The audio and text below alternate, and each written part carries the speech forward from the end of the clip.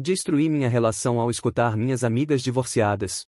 Arruinei minha relação por dar ouvidos às minhas amigas divorciadas. Olá, sou Irina. Tenho 32 anos e quero contar algo que ainda me dói admitir. Há alguns meses terminei meu casamento com Marcel, meu esposo durante 5 anos e o homem com quem compartilhei uma década completa da minha vida. Não foi uma separação violenta nem escandalosa, mas sim uma cheia de decisões impulsivas, orgulho e conselhos equivocados. E o pior é que se olho para trás, tudo começou com uma simples tarde entre amigas. Conheci Marcel quando tinha 22 anos. Estava na universidade e ele trabalhava em uma agência de marketing. Nos apresentaram em uma festa de um amigo em comum. Desde o primeiro momento senti algo diferente. Não foi uma atração superficial, era mais uma sensação de calma. Ele era gentil, atencioso e tinha essa forma tranquila de olhar para as pessoas que fazia você se sentir escutada. Durante os primeiros meses saíamos quase todos os fins de semana. Íamos a cafés, caminhávamos pelo parque ou ficávamos conversando durante horas no carro dele ouvindo música. Depois de 6 meses juntos, eu já sabia que ele era o homem com quem queria me casar. Não dizia em voz alta, mas sentia.